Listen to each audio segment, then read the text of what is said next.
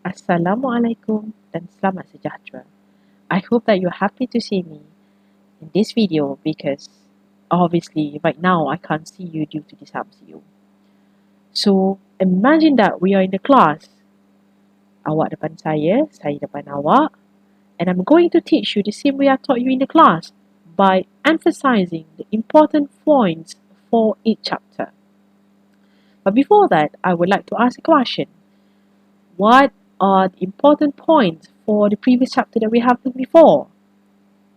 Saya recall sekali lagi, the important points for the chapter that we have learned before include number 1, segmentation, number 2, targeting, number 3, differentiation, number 4, positioning. The first two strategies are concerned with selecting the customer to serve. That's why you need to divide the market into smaller market, and then you need to choose your target market. Some of the companies, they go for mass marketing. Some of the company, they go for micro marketing. It depends.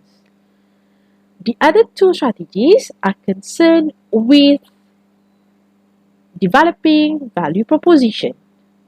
So that's why we need to identify what makes us different as compared to the others and how to acquire competitive advantage in order to be positioned at the mind of the customer.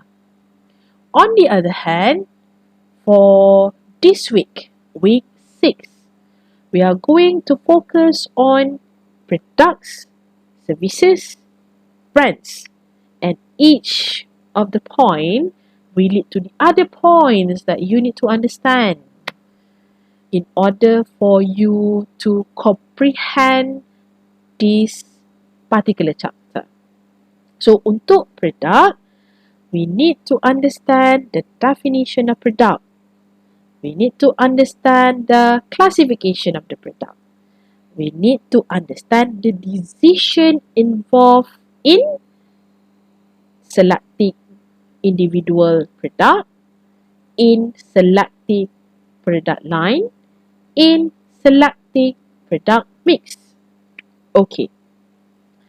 Yang kedua, we are going to look into service, and we need to understand the definition of service, the characteristic of service, and some sort like the classification for services. The last one, which is brand, we are going to look into how we are able to see the development of brand in the organisation. So, sudah tentu kita akan tengok satu persatu. Tapi kita tak akan baca satu persatu slide. Itu macam kita baca buku cerita. Okay? So, we are going to look into product, and I'm going to explain about product first. What is the definition of product?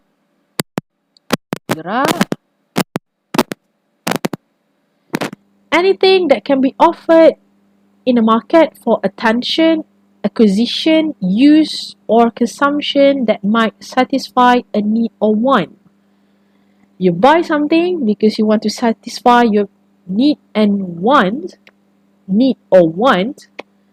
So the organization can decide what kind of product that they want to sell in the market. Okay, seperti yang telah dijanjikan, we only focus on product first. Yang kedua, I'm going to explain to you about classification. So, we can classify product into two groups. Number 1, consumer product. Number 2, industrial product. So, when we're talking about consumer product and industrial product, both of the classification or groups are coming from consumer market and business market. Jadi, bila kita lihat kembali, okay, saya pernah terangkan sebelum ini what is the definition of consumer market, what is the definition of business market. Saya tak perlu terangkan sekali lagi. You need to remember, from the consumer market, you are able to get consumer product. From the business market, you are able to get industrial product. So, what are the example of consumer product. So kita naikkan muka saya ke atas, and you can see here, consumer product can be categorized into convenience product, shopping product, specialty product, unsought product. Okay, tanpa kita melihat slide-slide yang seterusnya, saya mahu memberikan sedikit explanation on each of the product so that it's easy for you to find your own example. If you see convenience, you know that convenience is something that easy for you to get it, easy for you to use, and easy for you to acquire. Okay, convenience product. So you can see that the example of product which is convenient for you, easy for you to get, easy for you to acquire, seperti newspaper, it's easy for you to get at any store available outside. Candy, it's easy for you to get at any store which is available outside. And normally, you don't have any problem to get the product because it is available everywhere. So when it comes to shopping product, you know that when you do shopping, you compare and contrast. You compare the price, compare the quality, you compare the use, you compare the function. Okay, so shopping product are referring to something that you can compare and contrast, like furniture, appliances. Okay, benda yang saya suka sebagai seorang wanita. Specialty product, special. So special, the product which is special for certain group of people. Okay, saya sakit, dan bila saya sakit, saya memerlukan barang tertentu untuk membuatkan saya kembali sihat, which is ubat. So that is the example of specialty product. Okay, but the main point here is specialty product has its own specific group who want that particular product available in the market. The last one, unsought product, which is something that you are not thinking of buying it. Macam contoh saya tak terfikir pasal insurans nak beli, tapi bila saya ada awareness saya nak beli. Okay, that is unsought product. So kalau saya pergi satu persatu sekalipun, you can see here, convenience product, newspaper, candy, fast food. You buy it frequently, immediately, with minimum comparison and buying effort. So you do not have to really compare one by one. It's easy for you to get it, and you frequently buy it because it is something that you need daily. Shopping product, here you see furniture, appliances, cars. Okay, something that you need to really compare to see the quality, price and style and suitability for your own use. So that's why shopping product is one of the consumer product that you can get in the market. Specific product, seperti saya bagi tahu tadi, ada specific significant group of people who are willing to make that kind of purchase. Yang saya mungkin tak terangkan dekat sini, if you see designer clothes, okay, some of the people, they are willing to pay more because they want to get the clothes or bags from specific designer. So they are willing to pay more. Kalau saya, no. I just want to get something fancy, something beautiful. If the material match my interest, so probably I'm willing to pay more, but to pay a lot more probably will cause me to think of something. Okay, unsought product, okay, life insurance. So that's why as the insurance provider, they have personal selling so that they are able to explain to the potential customer what is the benefit of having life insurance, because this is something which is not normally people think of buying. Orang tak terfikir nak beli, orang nak fikir insurans nyawa. Do we really need to get this product? Unless we have the awareness, unless we are being explained to by particular person, So probably we will buy it. Okay. So habis consumer product. So the other category of um, product that we have is industrial product, which is coming from business market. Okay, so industrial product, you know that it includes all the product that are useful for conducting a business or further processing. So bila saya kata further processing, because they want to develop a product, so they need to have materials and parts, capital items, supplies and services in order to help the organization to develop a product or sell a product. So bila dia nak develop, they need to have material and parts such as raw materials. If you want to produce shoes, you need to probably have rubber, okay, raw material. And bila kita kata tentang capital items, are the items that you use to produce a product.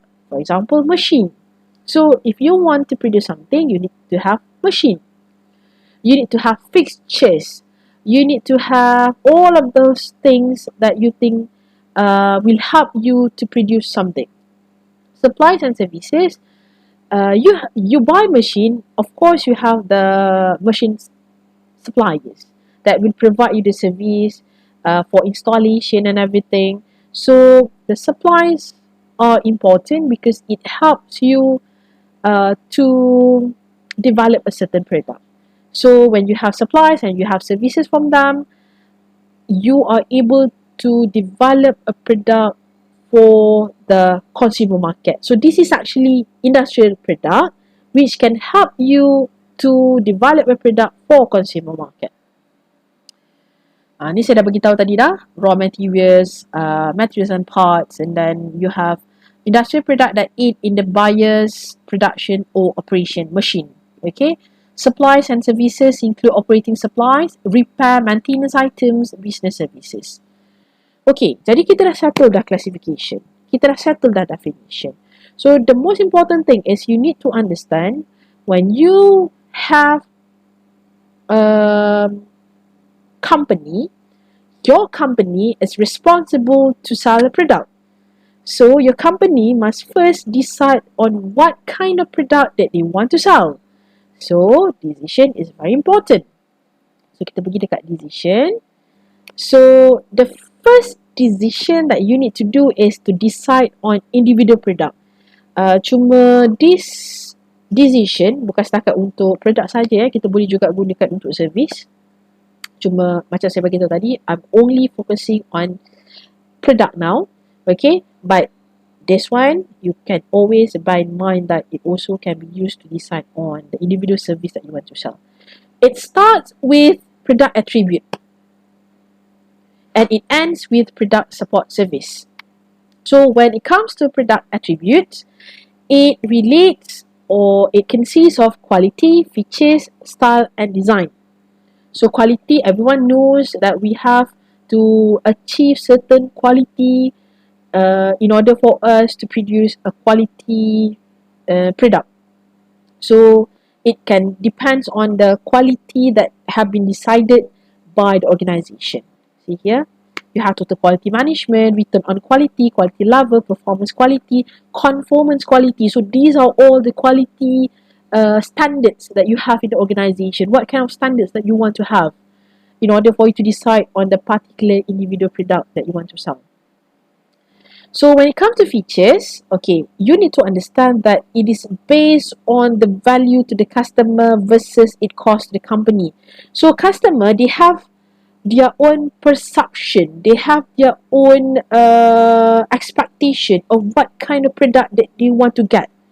And of course, these will go together with the cost that you need to bear. Jadi berapa yang awak nak keluarkan untuk awak memenuhi apa yang customer nak. Okay, so you need to really look into what kind of features that you are able to get with the cost that you are able to deliver or you are able to keluarkan dalam bahasa Inggeris ialah to keluarkan. Okay, I'm sorry, tonight it's already late at night, banyak saya terlupa. Okay, so you also need to have the features which is can make you different as compared to your competitors.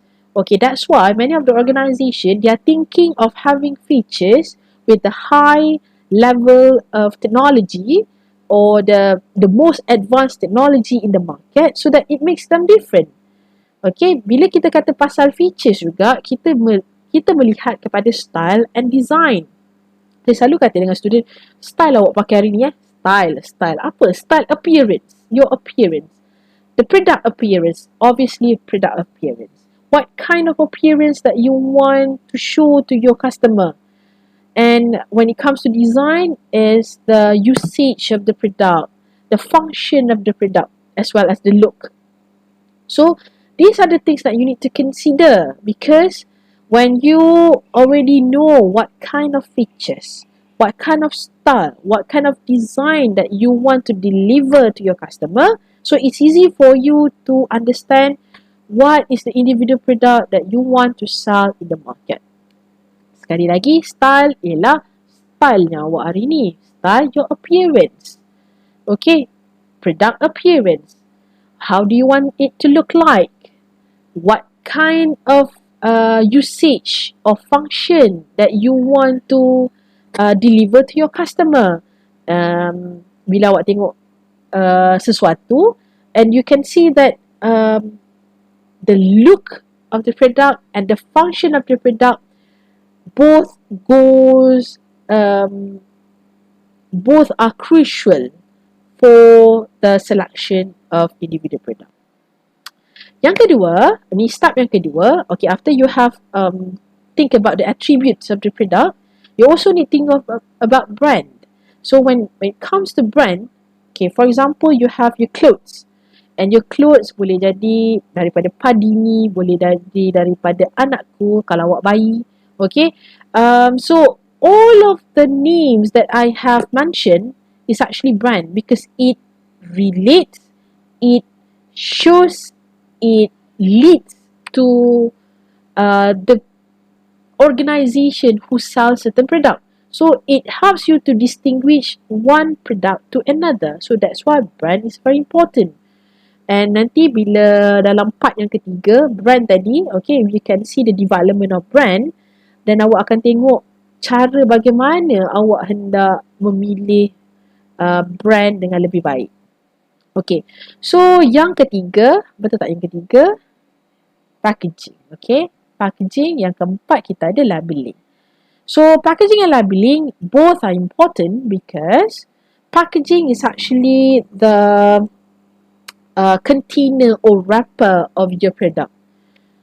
Many of the organizations, they try to attract people to buy their product by having a very good packaging. If they want to attract those people who are really looking to appearance, they are going to use a beautiful packaging which can attract people to buy. Dan selain pada itu, bukan setakat attract saja, it's actually help you to secure the product inside. Okay, so both of the perspective need to look into, because bukan setakat kita nak secure, but we also would like people to be attracted to our product. Label is actually something that helps you to show the product itself, the characteristic of the product. So bila saya kata characteristic, okay, labels help you to know how to handle the product. Label helps you to show the ingredients of your product. These are all important because the customer can knows well about your product based on the label that you provided to them. Okay, so these are the things that need to be considered by the organization.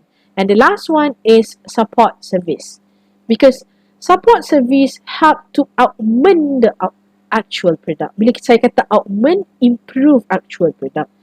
Because in order for you to get more profit, in order for you to maximize the profit that you get, you need to augment your actual product by giving extra services. Sebab you can justify the higher price that you give to your customer by telling them, I'm giving you more as compared to the others. Okay, sebab itulah awak tengok barang yang mahal, okay, you will get more services from the customer. From the company.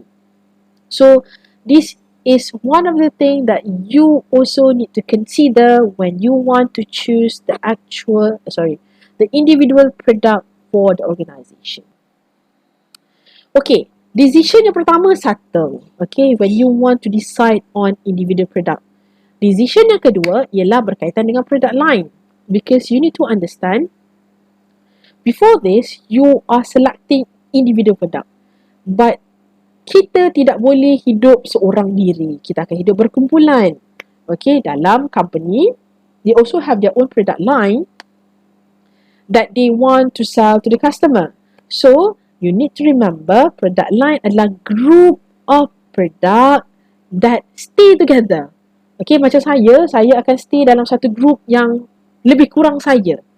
Yang sama perangai, yang sama tingkah laku, yang sama interest. So, product line also exercise the same thing. They have the collection of the collection of products that are similar to each other, that are closely related to each other, because nombor satu, they function in the same manner.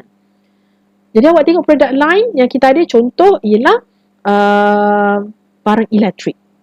Mereka semua function in the similar manner. You need to use electric in order for you to use the product. Or probably they are grouped together because they are intended for the same target group. For example, barangan bayi. Kita nak jual kepada siapa? Kepada parents with children, parents with babies. So, they are grouped together, barangan bayi, because they are intended for the same group or marketed through the same type of outlets. Outlet, it can be the same retail firms, factory outlet. So, they can also be in the same product line. They group together because they are having the same given price range. Jadi kita akan tengok produk tu dia ada dalam premium price, jadi dia duduk satu produk lain yang sama. Intermediate price, dia duduk dalam satu produk lain yang sama. Or probably the lower price, they can sit together in one product line. So remember, product line is a group of products that are close related because of this criteria yang saya telah sebut sebentar tadi. And in order for you to decide on product line, you need to understand the definition first. Okay? So, product line, kita boleh melakukan line stretching. Stretch macam ni ya. Stretch macam ni. Okay, saya akan tengok sebentar. Saya takut ada yang tertinggal. Line stretching. Mana? Okay. Kalau line stretching bermakna when you stretch, okay, you want to add another product inside the product line. Cuma bila kita stretch kan kita memanjangkan lagi produk line yang ada, kita menambahkan produk line yang ada. Menambahkan produk line yang ada. Kalau mungkin sebelum dia satu je, kita tambah lagi banyak lagi produk line, okay? So when it comes to product line stretching, kita ada upward, kita ada downward, kita ada both ways.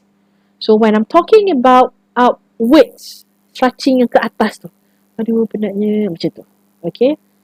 Bila kita ke atas, it means that you are adding product line for premium customer or high-end users with premium price. Jadi harga lebih tinggi. Apa yang terjadi, Toyota, okay, one of the company, Japanese manufacturer company, they are offering Lexus with higher price to the customer. Sebab dia tahu ada orang yang lebih mampu untuk mengeluarkan duit, so they are offering Lexus to the market. Lebih tinggi harga dia untuk premium price, untuk premium customer. Jadi saya kata downward ke bawah, tolong buat sama-sama ni. Downward ke bawah. So it means that the company is trying to implement the strategy by having product line with lower price for lower end user. Saya ambil satu contoh yang paling dekat sekali ialah Apple. Kalau selama ni you know that they are giving you quite expensive price for the new product. Okay, but recently they are having a new product which is iPhone SE with lower price to the target market. So lower price, lower end user to the customer. So selain itu pada Kodak pun ada juga. Kodak, okay, mungkin awak lebih prefer maybe you are more familiar with Canon, tapi I'm talking about Kodak, okay. Dia also having, kita panggil, saya takut tersalah, saya letak kat sini Kodak, they are having lower product, lower punya quality, okay, bukan lower quality, I mean lower price for the product, because they want to satisfy the lower end user, okay. So itu kita panggil downward. Bila saya gunakan both movements, di mana AG Electrolux, they have 50 brands all over the world. They are trying to satisfy not only for premium customer upward, they also try to satisfy those in downward lower end user. So these are the things that can be considered by the organization. So they have product line and they can expand the product line by stretching it by using upward, downward or both movement. The other one is line filling. So dalam line filling, awak tahu bila kita masukkan produk, okay, satu product line, okay, awak tambahkan lagi produk ke dalam dia. Kalau untuk barangan bayi, kalau selama ni awak cuma ada satu produk saja, ataupun dua produk ataupun tiga produk, awak tambah lagi produk kat dalam tu, tambah lagi 2, 3, 4, because you want to have more product inside a product line. So decision yang ketiga ialah product mix. Tapi kalau saya tengok, kalau awak tengok macam ni, it's not easy for you to understand. So saya ada satu gambar yang awak boleh tengok, okay, dekat dalam desktop.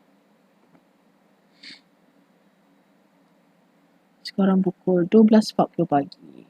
So sebab tu saya banyak tercakap. Sorry because dah tengah malam, masa untuk tidur. Okay, product mix. Okay, I hope that you can see this one.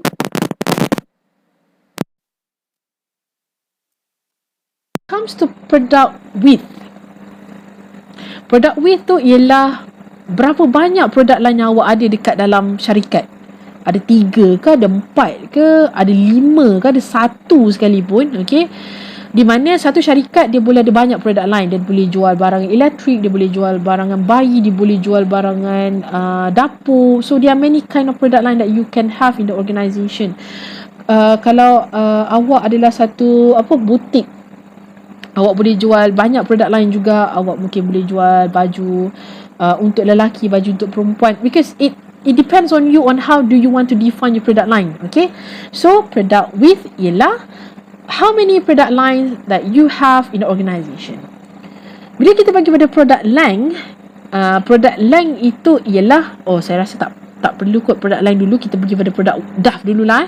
Okay, product depth ialah dalam satu product line berapa banyak produk yang awak ada untuk satu product line. Okay, sebagai contoh, produk lain awak ialah barangan elektrik, tapi berapa banyak, what kind of barang elektrik yang awak nak letak dekat dalam tu? Awak nak jual peti sejuk ke, awak nak jual toaster, awak nak jual washing machine. So you can fill as many as possible, tapi remember dalam chapter kedua you need to do strategic analysis, strategic planning. Okay, tak semua produk perlu dijual, bukan kerana tidak semua memberikan pulangan yang sepatutnya. Okay, jadi yang awak kena faham product DAF ialah how many products that you want to put inside a product line. Jadi product line ni adalah kesemua produk yang awak ada ni. Awak nampak ni? Okay, semua. How many products that you have in the organisation. Itu adalah product line. Semua produk yang awak ada tu awak kira balik. Okay, produk line ada 3, 1, 2, 3. So dalam ni ada berapa? Semua. Because it comprises of all. So itulah kita panggil product mix. The collection of product that you have in the organisation. Okay? So kita tutup balik. Tutup gambar. Saya duduk atas, saya duduk bawah pula lah. Okay, saya tutup gambar. 12:43 pagi. Okay. Tak boleh duduk ke bawah, duduk atas balik lah. Okay. So, kita teruslah pergi kepada service sebelum kita pergi pada brand. Untuk service, you need to understand the definition. Yang ni awak boleh baca sebenarnya untuk definition ni, tapi tak apalah, kita baca bersama-sama untuk menunjukkan keakraban.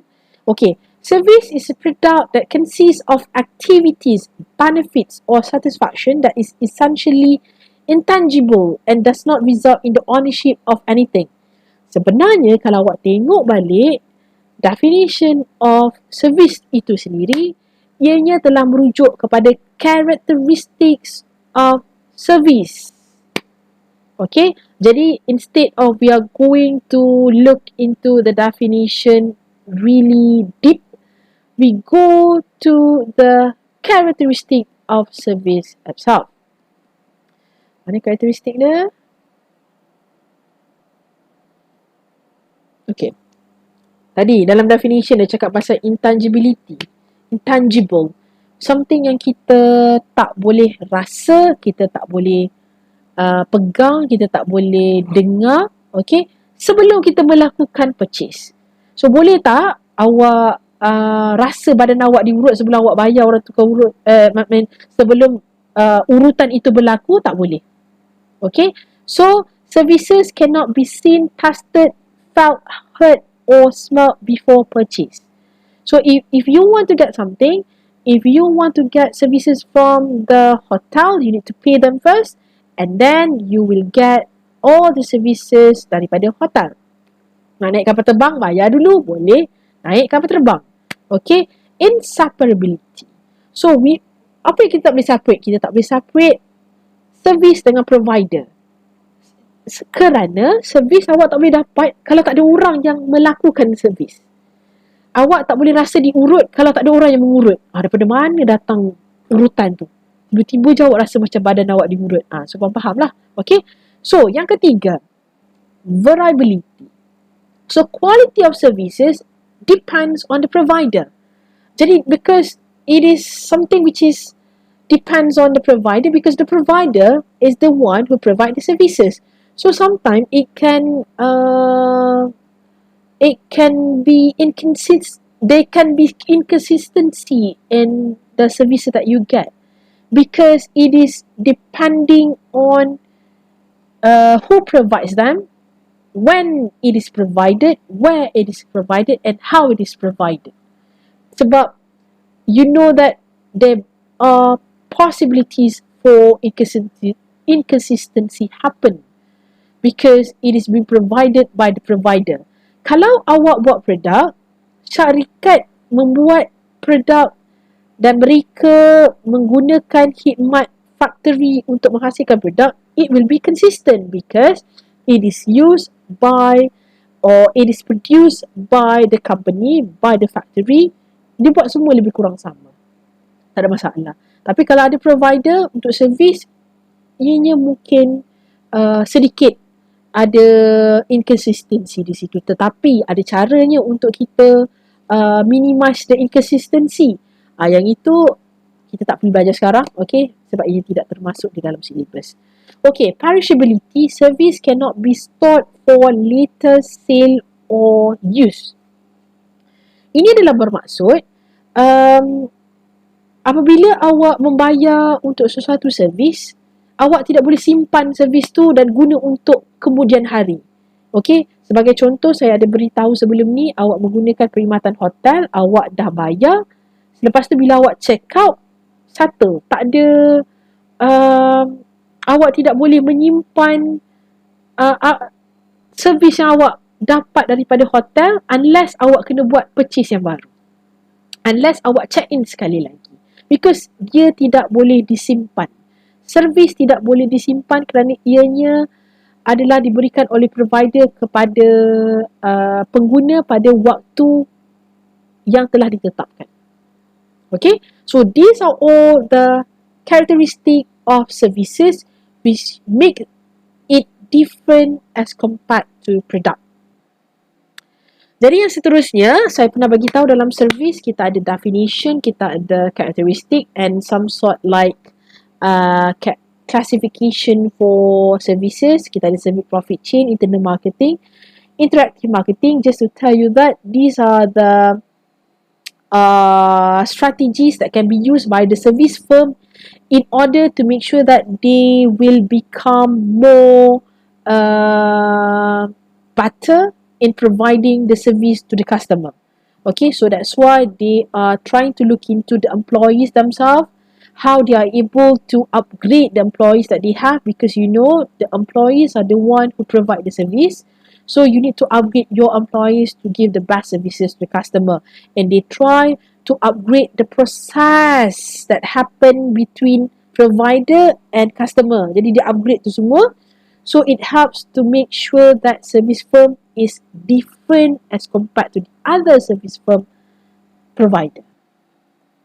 Saya tak nak tengok itu lebih lanjut. Okay, I just want to tell you that kita dah sampai ke peringkat yang terakhir. So dalam peringkat yang terakhir ini ianya adalah berkaitan dengan development of brand itself. Okay, so in order for you to develop the brand, these are the stages that you need to go through in order for you to develop or to build a strong brand in the organization. So it will start with brand positioning. Okay, to position your brand, you need to have attributes, benefits, beliefs and values associated with the brand in order for you to make sure that your brand is something that the customer really wants. Jadi bila awak tengok dekat sini, marketer can position the brand sama ada dia nak position brand tu berdasarkan attribute yang mereka ada. Sebab saya pernah bagi tahu sebelum ni, attribute adalah berkaitan dengan features, berkaitan dengan style and design. So, do you want to position your brand because of the attribute of your product? Boleh kalau awak nak. You tell the customer, our product is different. Our product has a very high functioning function that can be used by the customer. So, you can always try to position your brand based on the attribute.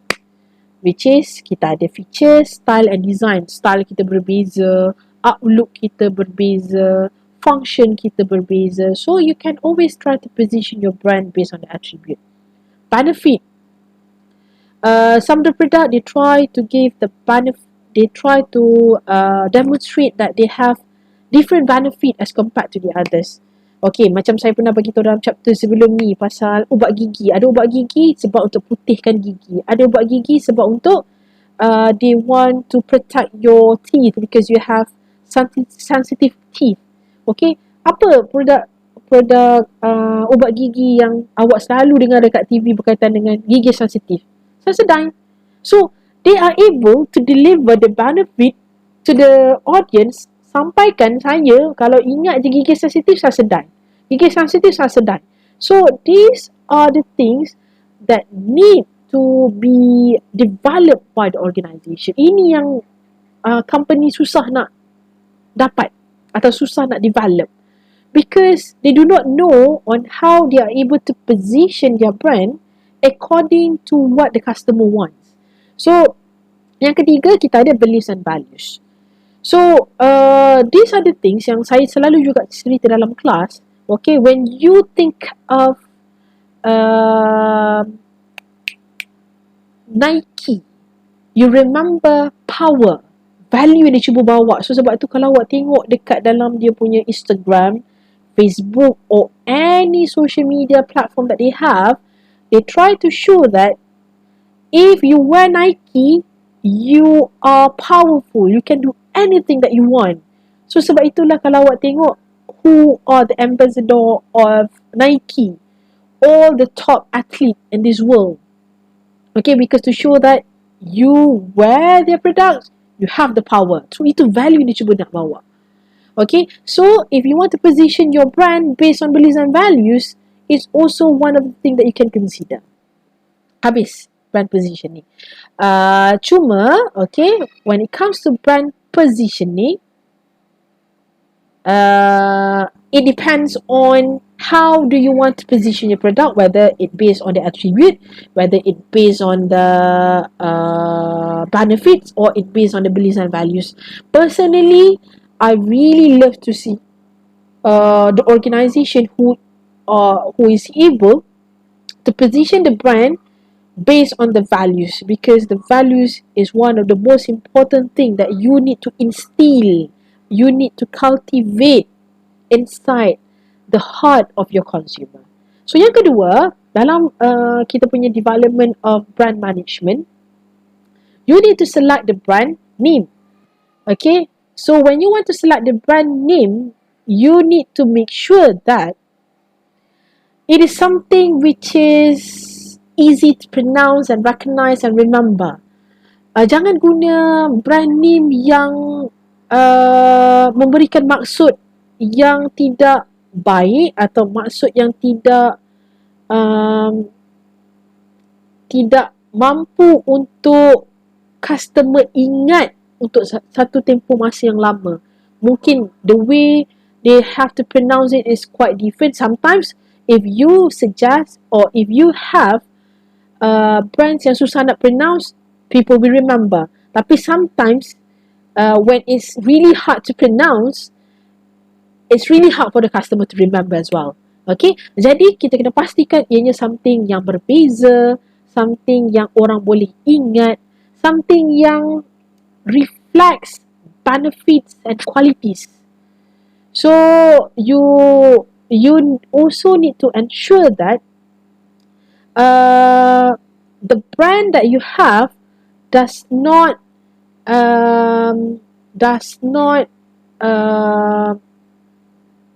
follow or does not copy the other brand that we have in the market. Sebab itu bukan setakat menyebabkan kekeliruan di kalangan pengguna, dan itu juga adalah berkaitan dengan legal protection towards the brand that already being registered. Okay, so ini adalah cara-cara ataupun ini adalah perkara-perkara yang perlu dipertimbangkan oleh organisasi untuk memilih nama untuk brand. Kalau di Malaysia, there are many brand names that you can recall or you can get, then most of them are something that really easy for you to remember, easy for you to distinguish from one brand to another, and it is also something that can reflect the benefits and qualities of the product. Okay, yang ketiga, kita ada brand sponsorship. So when it comes to brand sponsorship, kita boleh position, saya main baca je. Okay, brand sponsorship you can develop your brand sama ada ianya adalah manufacturer brand, sama ada ianya adalah private brand, sama ada ianya adalah license brand atau ianya adalah co-brand. Okey, kita tengok satu persatu. Cuma manufacturer brand dengan private brand ni dia berdua kan. Saya boleh terangkan dengan lebih mudah dengan saya menerangkan dulu apakah itu maksud retailer. Sebab ini berkaitan dengan manufacturer brand dan private brand. Retailer adalah organisation that sell product to the customer for their personal consumption. Okay, contoh retailer yang ada adalah seperti Tesco, Mydin, Jackal. Okay, so these are all retailers. So all of these retailers, they can have their own private brand that they want to sell to the market. Jadi kalau awak tengok Tesco, dia ada private brand dia sendiri. Dia ada Tesco Premium, Tesco Finest Premium. Di bawah brand yang mereka sendiri develop for their own firm. Tapi bila when it comes to manufacturer brand ni ialah brand yang developed by manufacturer, bukan oleh retailer. Okay, you need to understand that retailer dia boleh develop its own private brand ataupun mereka boleh menjual manufacturer brand yang di-develop oleh manufacturer di dalam syarikat. Jadi bila awak tengok, okay, awak bayangkan sekarang ni awak ada dalam Tesco saya dalam Tesco. Awak buka mata awak, okay, ni awak bayangkan awak bukanlah MCO, awak dah kat dalam Tesco, ramai orang, okay. You can see that dalam satu rak ada satu produk Tesco punya produk, and then awak boleh nampak ada banyak Maggi lain daripada Mami, awak nampak daripada Samyang, awak nampak daripada many other brand. Okay, private brand adalah Tesco punya produk tadi, private brand, sebab retailer yang develop sendiri dia punya produk. Okay, tapi yang Nestle tu tadi, okay, Maggi, Mi Sedap, Mami ke, okay, Pama, okay, itu pun salah satu juga instant noodle. They are manufacturer brands yang Tesco beli sebab dia developed by the manufacturer. Jadi Tesco beli banyak-banyak lah. Tesco beli daripada Nestle, Tesco beli daripada Pama, daripada Indomie. Dia ambil, okay, dia letak dekat Tesco dan dia boleh jual. Okay, so itu differentnya. Satu yang private brand developed by retailer. Retailer adalah those organisation who sell product to customer for personal consumption. Jadi Tesco ada produk dia sendiri, Mydin ada produk dia sendiri, Jackal ada produk dia sendiri. Okay, everybody they have their own product dia sendiri. Jackal. Okay, lupakan. So when it comes to manufacturer's brand, these brands are being developed by the manufacturer. So tugas retailer tu tadi, dia tak perlu develop, dia tak boleh develop private brand dia sendiri, tapi dia boleh beli daripada manufacturer dan dia letak dekat kedai dia. Ni kalau bukan Tesco sekalipun, kalau awak sendiri nak berniaga, awak tak perlu ada private brand sendiri. You do not have to develop your own private brand.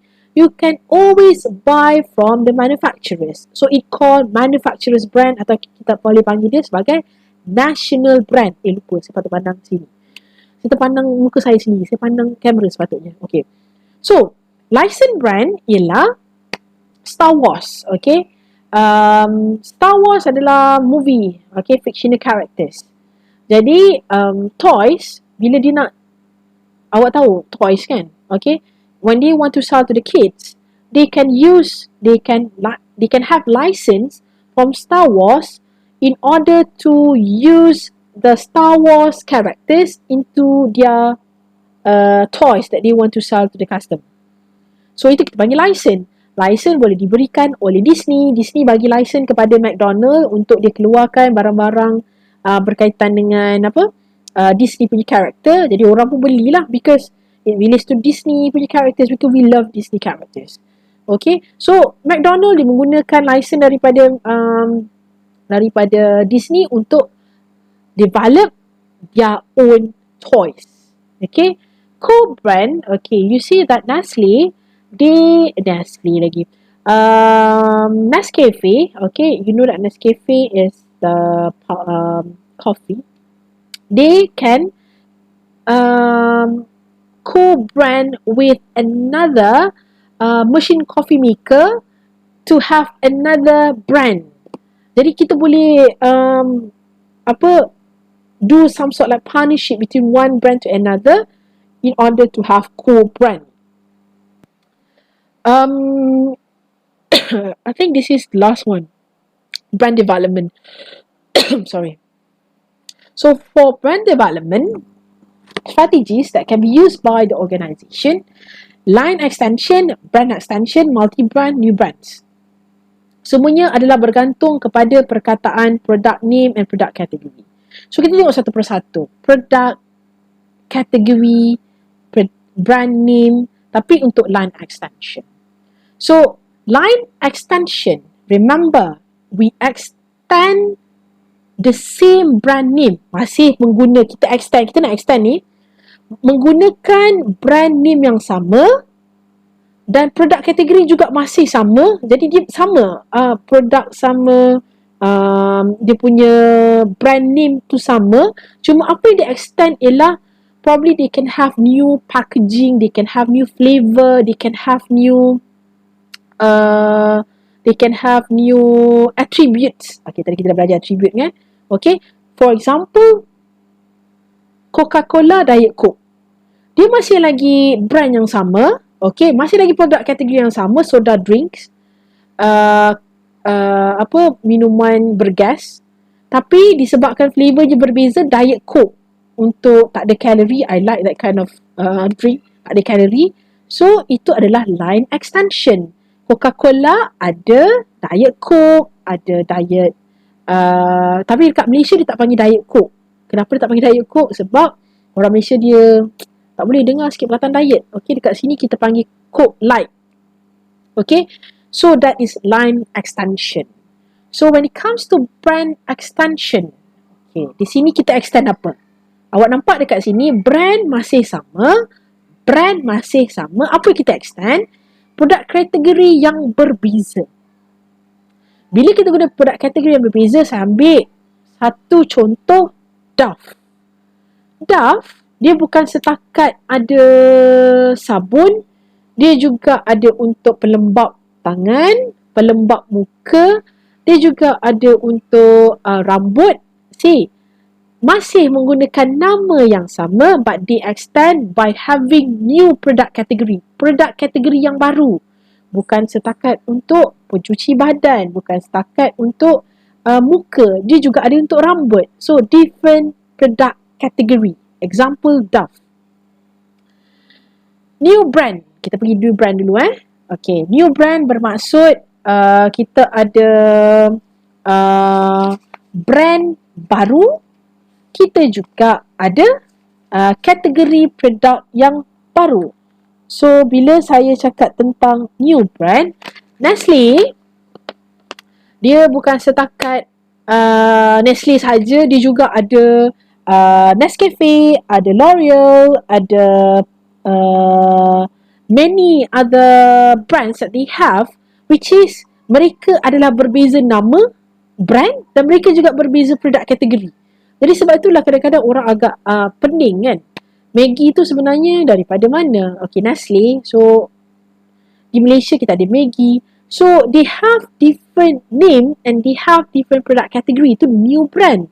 Dia kadang-kadang tak sama. They are not, the name of the brand is not related to each other because they have totally different product category. Kalau macam contoh Yum, mereka sebenarnya ada KFC, mereka juga ada pizza. KFC dengan pizza totally different. Pizza Hut kan tak sama dengan KFC. So, they have different name and different product category. Last one, multi-brands. So, when it comes to multi-brand, saya boleh bagi contoh untuk kereta lah. Sebab sebelum ni saya dah bagi tahu pasal Toyota. Toyota menghasilkan Lexus. Okay. They have the same product category. Kereta, masih kereta juga. Cuma brand name itu telah berbeza.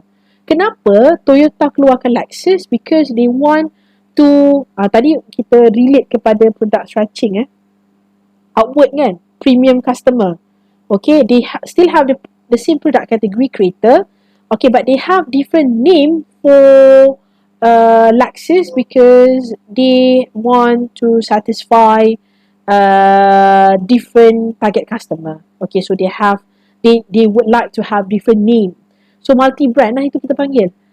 Kalau selain pada Toyota, other Japanese manufacturers that you probably can look into, kita ada Honda, kita ada Nissan. Okay, so all of this, Nissan juga ada dia keluarkan satu kereta baru, masih lagi kereta tapi menggunakan different name. Nissan pun ada different name, Infinite. Okay, Honda pun ada different name, which is Acute.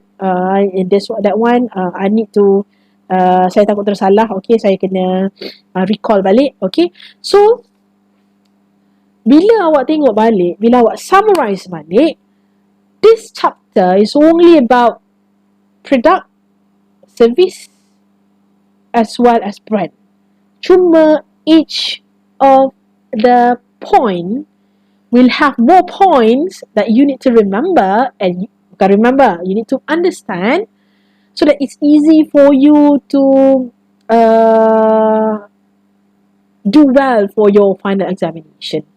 Sebab kalau untuk produk, you know that you have the definition, you have the characteristic, and you also have the decision. But the decision is actually about individual product that you want to have the organization. Kita tak boleh duduk sorang-sorang. No. We need to have product line, the group of product that behave or that closely related to each other because of certain characteristic that they have. Price ke, target market mungkin sama, probably juga sebab dia punya function. Okay, so they duduk sama-sama. Okay, jadi strategi yang kita boleh gunakan untuk product line ialah product stretch, product filling. Product filling kita masukkan seberapa banyak produk di dalam satu product line. The last one, decision untuk product mix. Jadi product mix tu tadi macam saya cakap sebenarnya ialah yang length tu untuk kesemua berapa banyak sebenarnya produk yang awak ada di dalam syarikat. Sebab you need to know how many products that you have in the organisation. Jadi barulah bila chapter 2 hari tu, you need to analyse your business portfolio. Tu berkaitan dengan chapter kedua. Yang kedua, we have service. Service, it touches on definition, and based on the definition, it reflects on the characteristic of services. And last one, some sort of classification of services, di mana you need to be different, and that's why you need to look into the employees, you need to look into the quality of the interaction between provider and customer. You need to make sure that the employees are being provided with the training and so on, so that they are capable of giving the best service to the customer. And the last one is brand. Brand ni yang saya rasa yang agak crucial, because in order for you to make sure that your product is successful in the market, you need to be really concerned with the management of brand that you have in the organisation. Dia bermula dengan how do you want to position your brand, sampailah kepada how do you want to develop your brand. Okay, whether you want to have line extension, whether you want to have brand extension, multi-brand, or maybe you want to have the other one is kalau siapa dapat jawab, saya bagi RM10 secara visual. Okay, and the last one is new brand. Okay, sebab these are all the things that you can develop bila awak dah tahu what kind of brand that you have, And these are the ways that you can use in order for you to develop your brands. So thank you very much. We are going to end the class very soon. Okay, sebab saya cuma nak remind you that